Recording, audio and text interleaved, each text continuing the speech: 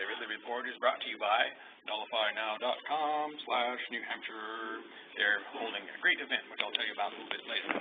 But first, I wanted to talk to State Rep Cameron DeJong, who is representing Manchester, part of Manchester, about an interesting bill that's coming up tomorrow for hearing, and that is what we call approval voting. Tell me about what it is, what it would allow, why we want it in a democracy. Absolutely.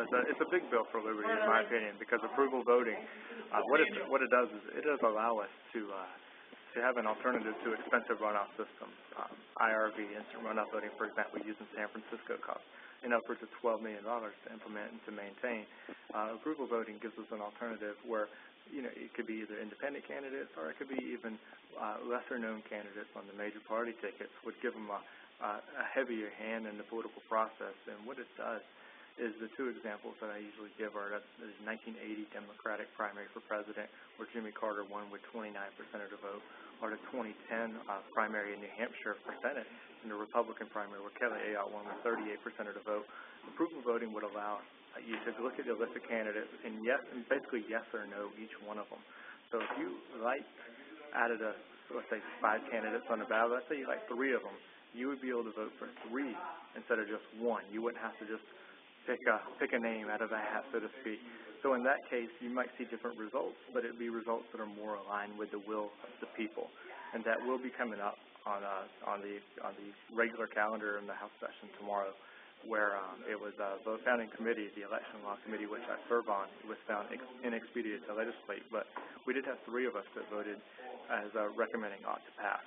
So we're going to try to pull that, and we're going to try to educate the House a little more on it, and we're also going to try to either get it retained, sent back to committee, or to pass altogether, because it is a cost-effective solution in a time of budgetary crisis where we don't have the money to be spending. And also there are concerns right now. I mean, folks kind of, the Liberty community was kind of up in arms about Kelly Ayotte winning the primary with only 38% of the vote.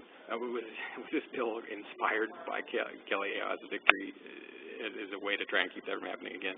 Yeah, it was. I would say that's definitely a portion of it. It's something that came to my mind for sure. I was a supporter of ovide, and I know a lot of my friends in the Liberty movement were supporters of Jim Bender, both of them great Liberty-minded candidates in their own ways. And I think that was probably the will of more people in this state than we think, is that more people probably would have supported one of those candidates had they had a different voting system from which to choose in. And unfortunately right now we don't have that, where, technically you could have 10 candidates on the ballot, and a candidate would win with 10% of the vote if the other are 15% of the vote. Yeah, and 80% of the public doesn't like them. Exactly. Just because they have a 10% base. Exactly. Exactly. All right, well, we'll see if it works out there, and I'll see you out there. Absolutely. We'll keep you posted. Thanks, Thank Cam. you. Yes. Oh, I should not forget my advertiser, nullifynow.com/New Hampshire. That's going to be on March 19th. It's an event, and it's probably going to be a pretty big event in Manchester. Check out their URL, nullifynow.com/New Hampshire, for a giant Liberty event.